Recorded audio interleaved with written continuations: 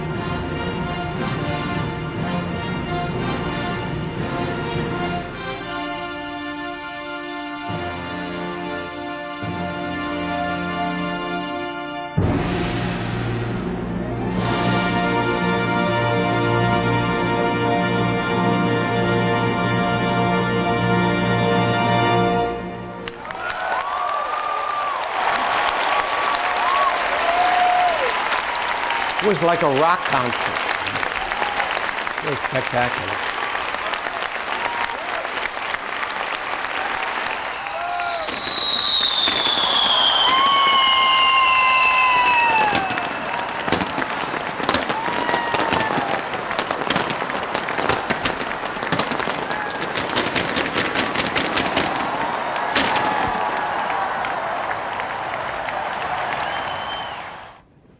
people were there. It was spectacular, just spectacular. And this is how it looks when it gets darker and the surrounding buildings light up. It's just beautiful. And if you lived across the street in one of the condos that was created specifically to look at Millenium Park, this one is from the heritage on the park, right back of the library. And this is how it looks when the Pritzker Pavilion is filled. And every so often, I don't know if it's every year, but the Pritzker Foundation awards award to the leading architect of the day. And this is Thomas Main, who got the award this year. This is Zaha Hadid, who got it a couple years ago. Mayor Daley. This is Tom Pritzker, the son of Jay Pritzker. This is Lord Palumbo. He's on the board. And this is Mrs. Pritzker, and that's Frank Gehry, Ada Louise Huxtable, who's the architecture critic for the New York Times. And they came to award the prize to Thomas Main. And after that, they had a symposium in the Harris Theater in which Frank Gehry, that's the man right here, participated in. And when Cindy Pritzker and Frank Gehry came out, we asked them if we could take their picture. Now, all of these women are my colleagues from the Chicago Architecture Foundation. And they graciously agreed to have me take their picture, and I think it's a pretty good picture, isn't it? This is an interview on Canadian Broadcasting System of Frank Saturday Gehry. morning when he went to the synagogue. It was sort of a sacrilege. I was the the religious thing wasn't terribly orderly, so it was okay for me to work while he went to the synagogue. He lived in Toronto. And I used to putter around in the hardware store. We used to cut pipes and put thread pipes and cut glass and paint and all the stuff that really, for me, you know, was the way I turned out. You could see it was pretty. You had a real feeling. I was a kid in a candy store. Yeah, a real feeling for materials right from the start. Right. And he always would talk to me about materials and what was better and what was wrong. I can see that now that you explain it to me. You probably looked at ropes and chains and links and nails. I used to know the size of nails and the weight and all the things that come up in your buildings now. Really, that feeling of materials, where the materials are shown, where it's very evident what's in them and what's outside them. I loved all that stuff. I used to play with the saws and the drills and the drill bits. I learned all of that. And then when you went to Timmins, what happened? Timmins was different. We arrived. We were the only Jewish family in the school I was in. There were 30 Jewish families in Timmins at the time, and it was just, the war was just starting, so there was heavy anti-Semitism. I used to get beat up for killing Christ for some reason. So all the other Jews don't have to worry about it. I got beat up already. They tell them somebody else took the rap. They call you names as well? Yeah, they called me fish head, which is interesting later in life for me to be doing fishes.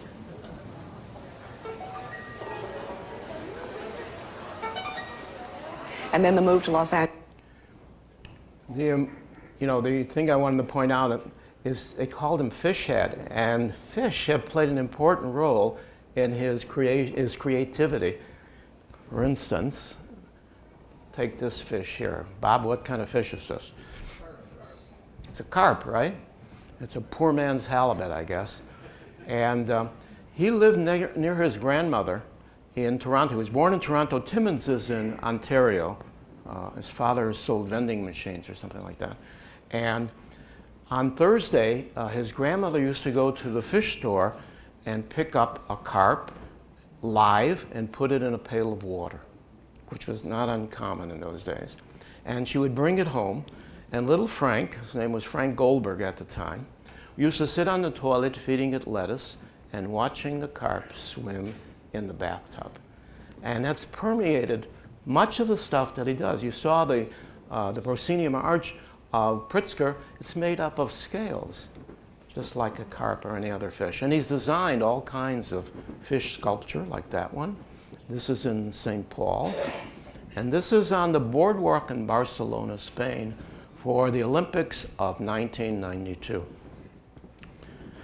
So they asked him to do a bridge to connect the Millennium Park here to Daley Bicentennial Plaza, named after Richard J. Daley, Richard I. And look what he came up with. Look at the design that he came up to span Columbus Drive here. Can you see that carp swimming in his bathtub? And you can see the scales of the carp on the facade of the building. They asked him, what was your inspiration? Because he had never done a bridge before. It's 925 feet long. He'd never done a bridge before. He says, what was your inspiration, Mr. Gary? He says, well, to get to the other side. He's a very funny guy if you hear him speak. He's around 85 now, still working, and he's doing a magnificent job. And this is how the bridge looks from the top of the Aon building, which is the third tallest in Chicago.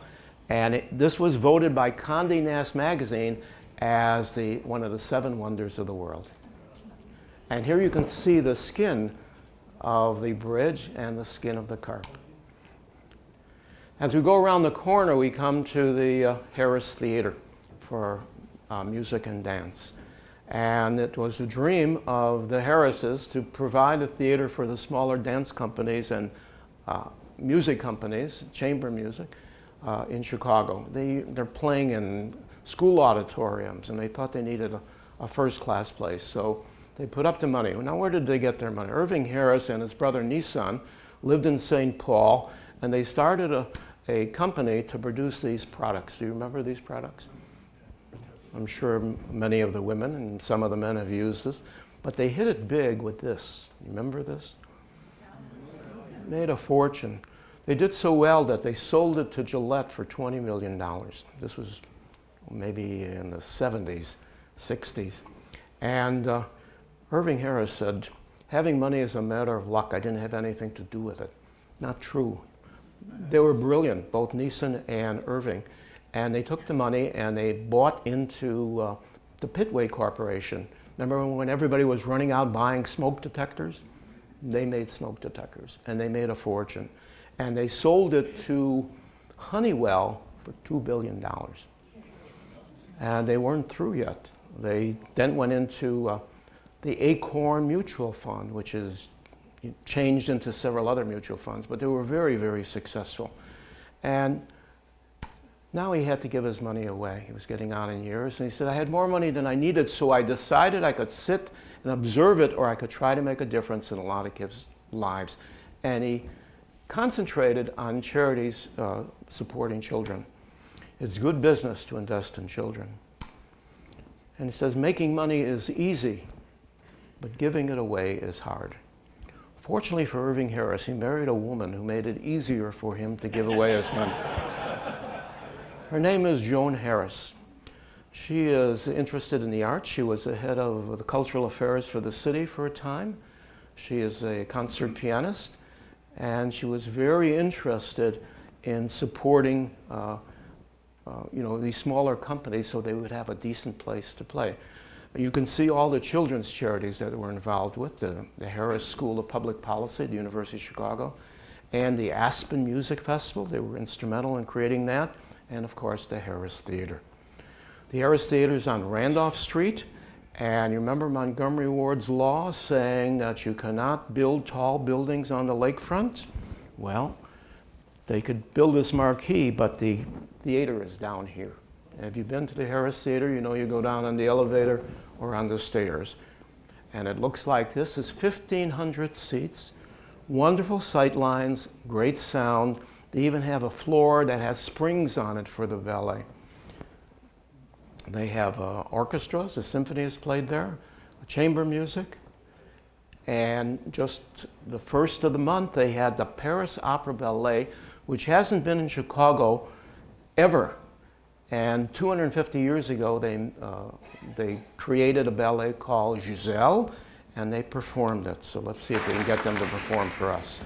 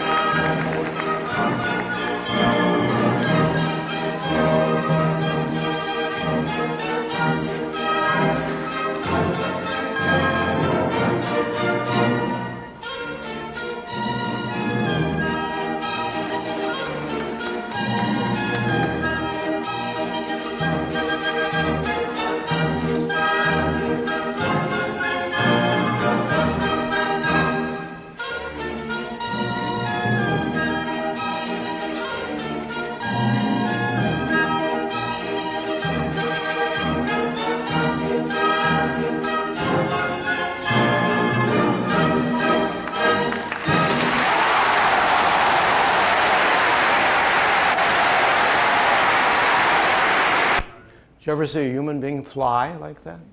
Unbelievable. And the interesting thing, on June 27th, while they were performing Giselle in the Harris Theater, they were simulcasting it to the Pritzker Pavilion. They put up a big screen, 18 by 30 feet, and the place was packed. It was jam-packed, and they broadcast the entire ballet. It was just magnificent. Well, as we go around the corner from the Harris Theater, we come to the Bank One Promenade, now called the Chase Promenade, and it's like a boulevard at Versailles. That's what it's patterned after, and they have art fairs and book fairs and cooking shows, and they have photographic exhibits and large sculptures. And now this is the display now by a Mexican artist by the name of Yvonne Domingue, and that'll be there till probably the first of the year. And if you live across the street, you're fortunate to live in the Heritage on the Park, and you look out at your balcony, you will see this blob of mercury. And if you get closer, you can see it's a stainless steel, kidney bean. And it's probably the most popular thing in Chicago in the park. It's probably the most photographed object in Chicago, certainly. And it draws people like flies to honey. It is the brilliance of Anish Kapoor. Anish Kapoor was born in Bombay, India, Mumbai. And he based in London at the present time. And here are some of his sculptures around the world. Google him and you'll be amazed at what he's created. This is Sky Mirror, 4 stories high at Rockefeller Center. This is The World Upside Down, and this is in Jerusalem.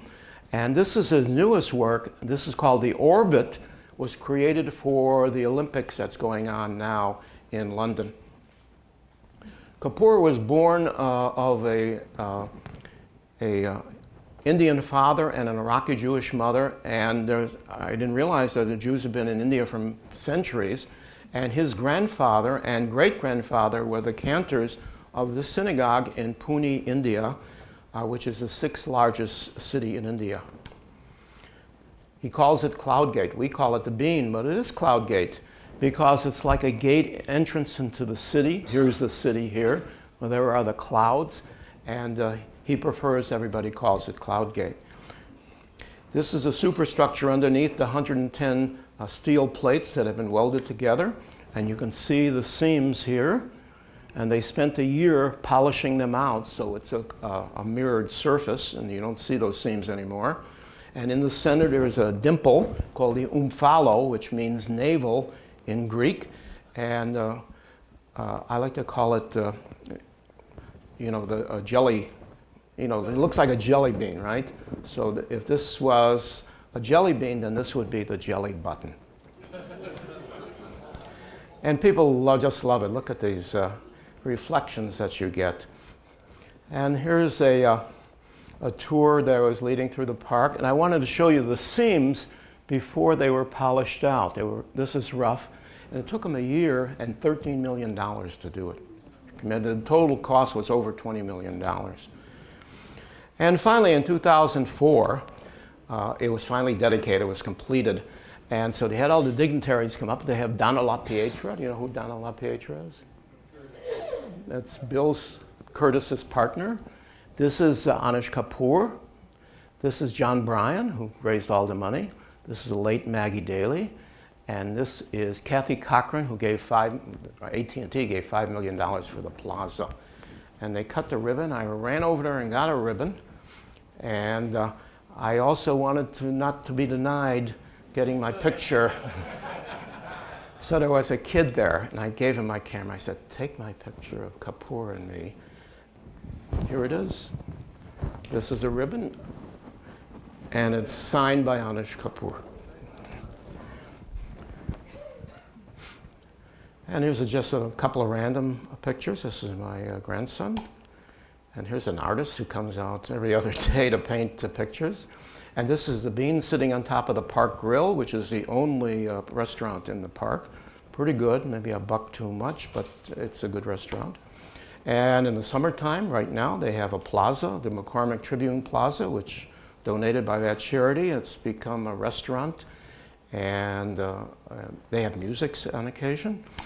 And in the wintertime, it turns into Rockefeller Center.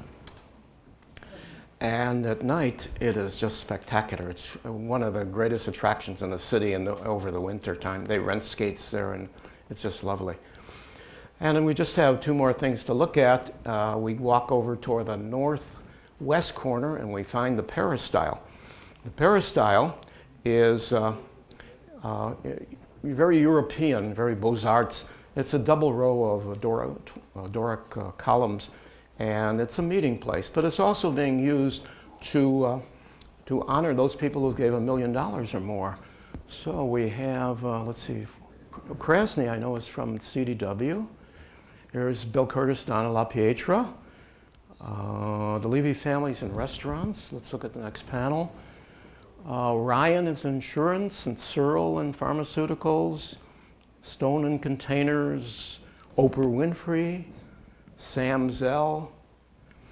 Down at the bottom, we got Duchessois from the racetrack, a Driehaus from finance, Jamie Dimon from the bank, the Crown family, Comer from Land's End, and can you see my name up there? Can you notice? The very top, anonymous, right? I don't like a lot of publicity. And this is the last item, and we'll run through this. This is the Crown Fountain. The gift of the Area United Crown Foundation, and they made their money in sand and gravel, Mr. Crown liked to say. And they hired Jaume Plensa to design it, a Spanish architect who designed two 50-foot columns of steel frame covered with glass blocks. And underneath the glass blocks, there would be LEDs that would project 500 Chicagoans on their face. And I'd like to think he got his idea from Seurat and Le Grand Jatte, because he didn't use paint, he used light, and he created Le Grand Jatte on the face of those columns. The columns are 50 foot tall. The Crown's family said, "That's pretty tall, you're going way over budget." He says, "Can you cut them down to 25? And Plensa said, "Well, I can cut them down if you cut down those skyscrapers." He wanted to match the skyscrapers. There's a 232-foot reflective pool, and it's only a 1/4 inch deep. And it's a fantastic place. This is how it looks at night. People come from all over the world. This is from Peru, and these people are from Taiwan. These people are from Highland Park. Look how far they are. Look at the top of this. So you see the Michigan Avenue wall. And these people are from Glenview and Northbrook. In fact, Marvin Nussbaum is in that picture. Is Marvin here? He didn't come today. And there's an addition to it, the modern wing of the Art Institute, which is connected by a bridge, which brings people to the park and brings park people to the Art Institute. So these are the docents that lead the tours, and one of the docents moved into this high-rise right across the street. This is called the Heritage on the Park, and when she looks out her balcony, she looks at this. So I hope you agree that Millenium Park is really a wonder, and I hope you'll go down there and partake in some of the activities. In September, I think the symphony is coming back with Ricardo